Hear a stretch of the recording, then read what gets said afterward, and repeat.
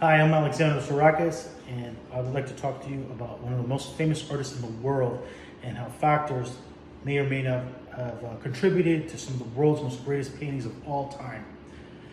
Is syphilis responsible for Van Gogh's work? Perhaps mental illness in combination with the human need for social acceptance may have led him to contracting the sexually transmitted disease, which may have exacerbated his mental illness and may have been responsible for pieces like Starry Night and Potato Eaters. First, let's showcase his life journey. Secondly, let's elaborate on neurological syphilis and it having a possible role. Let's start with his life journey. Van Gogh life can be separated into many stages. Let's start with his childhood. He was born in March 30th, 1853 in the Netherlands. His father was a pastor. He was one of 6 children, and he was said to be quiet and often observed nature. His formidable years and his start into the business. At about 16 years old, he was apprenticed into the whole branch of dealers in the Netherlands. In 1874, it was said that his employment ended due to complications after he was rejected by a woman. It's important to note that also in 1874, that was the start of the Impressionist movement. In 1877, he worked at a bookstore and then took to preaching, but was let go in 1879. Now let's talk about the rise and fall of Van Gogh and his decade of creativity. After sustaining a winter without money and being broke, he dedicated himself into becoming a painter. And from 1884, or 1880 to 84 is when he honed in. In 1882, he started a relationship named Sienna, a prostitute, who was pregnant at the time, but not by him.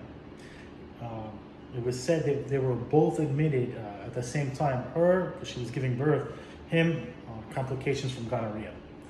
From 1884 to 1888, he was becoming more masterful and working with bigger artists like artist Paul Gogh. Turned around, they had a fight on Christmas Eve of 1888, and this fight ended in him losing an ear, or a portion of his ear, which he gave to a prostitute sometime later. From 1889 to 1890, he was institutionalized for this neurotic behavior. In 1890, he was released, and subsequently he committed suicide sometime later. Now let's elaborate on mental illness and the possibility of contracting neurosyphilis.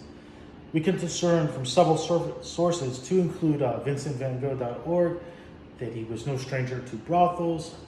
This kind of behavior can lead to risk of contracting STDs, as you know, but you can look that up on the Center of Disease Control.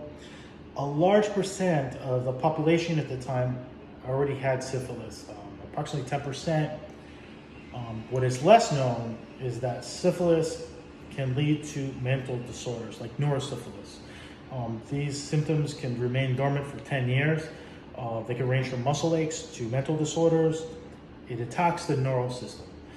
Van Gogh may have been unaware that his sex workers were asymptomatic, and he may have been asymptomatic himself.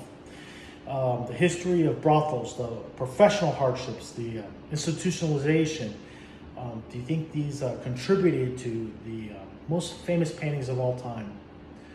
Though some of the facts and details are debatable, you have to wonder how. The severed ear, the prostitute, the year at the asylum, the suicide are evidence of neurological behavior. But the question is, were his best paintings the byproduct of a STD? Was Van Gogh asymptomatic for many years? Was STD conceived in a brothel sometime 8 years before Starry Night was conceived?